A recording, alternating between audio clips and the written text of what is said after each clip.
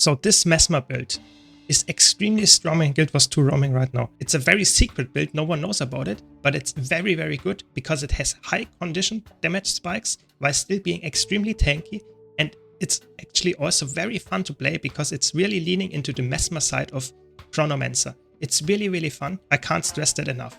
But now, without much further ado, let's jump right into the gear. So for gear, you want to go full Ritualist gear on your armor with Superior Rune of the Traveler.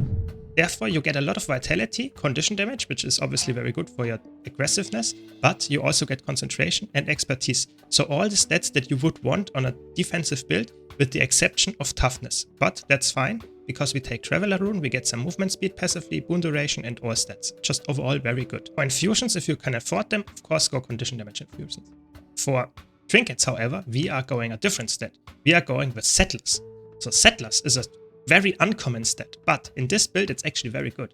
It gives you toughness main stat, which we didn't have before. We get healing power and condition damage. So we get a lot of condition damage still, we get some nice healing power, and we cover the toughness that was missing before. So we're playing like a celestial build before the nerf with concentration and expertise, with only sacrificing our power component. So power, precision, and ferocity. But this build doesn't need this. So we get most of the stats that we wanted anyway, and can cover that very nicely. So for weapons, you want to go Scepter Torch and Axe Shield. For stats here, it's again a different stat. This time we want to go with Apothecaries. So healing power, main stat, toughness and condition damage minor. The reason for that is, again, we want to cover most of the really important stats and give them as much love as we can get. So for example, here we now want to get more healing power. You can of course mix and match more of those 3 stats types if you want. You can go full Ritualist, whatever.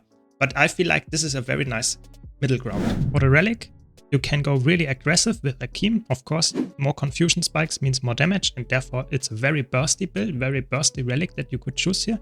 The more defensive option would be going for River's Relic. Even Defender Relic can work quite well. If you don't want to go for defensive Relic, an alternative to the Akeem Relic would be Relic of Iskaran, or maybe even Relic of Mirage. So there are a lot of options. I feel like if you go for the River's Relic, you actually get a lot of value from your healing power that you have.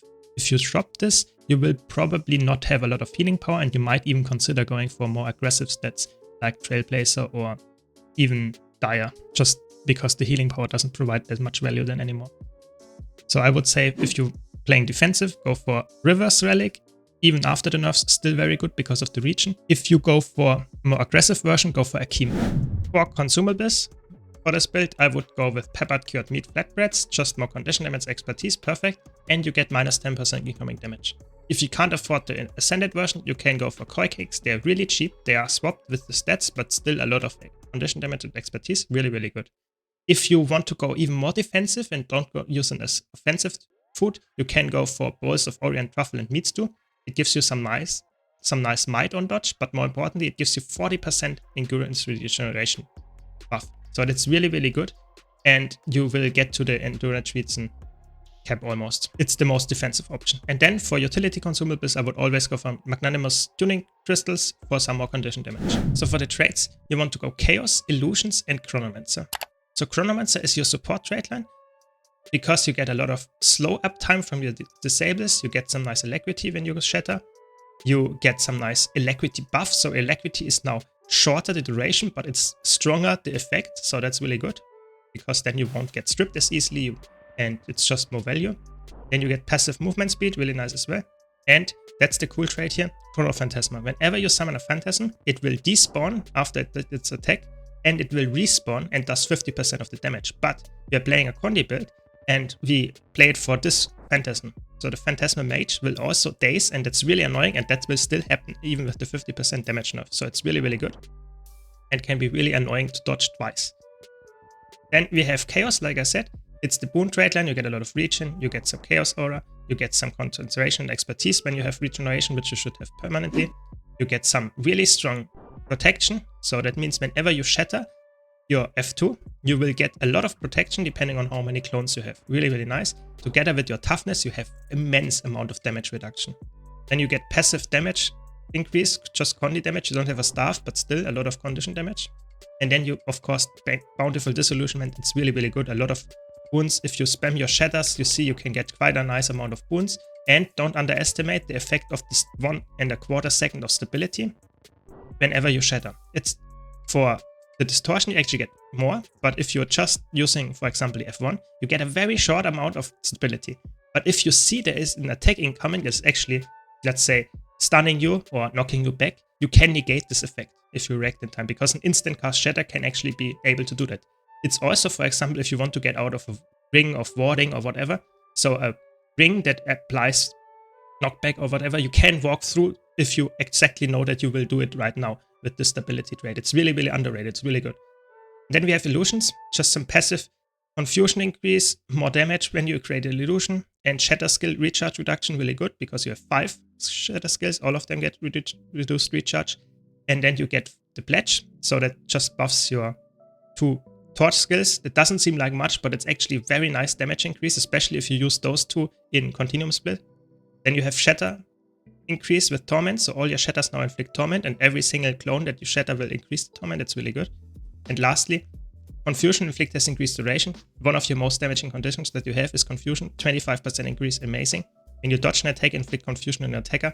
That's only every 10 seconds, so that's not that crazy good, but it's just a little bit more condis. If you don't feel like this is the trait that you want to take, you can go for Master Fragmentation because it's so strong, but I feel like the confusion duration increase on this build is actually a big help. So that's for the traits.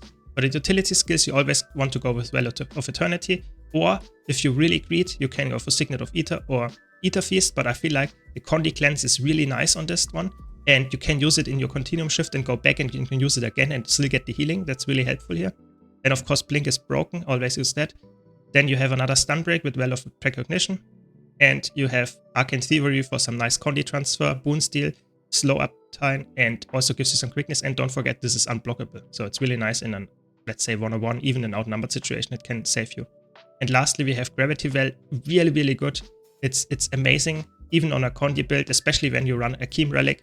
This has amazing pressure. Yeah, just be aware, don't use that when the enemy has no stability and has a lot of confusion, because then the confusion will be overwritten, so to say, and they can't activate skills while they are actually trapped by the float. So be aware of that. Then for your weapons, of course, you have amazing block. You have a really, really crazy good damage skill here, 3. It's a pierce, so if you target someone that stands behind someone else, you can actually hit multiple people with that. It's really nice. A lot of confusion uptime.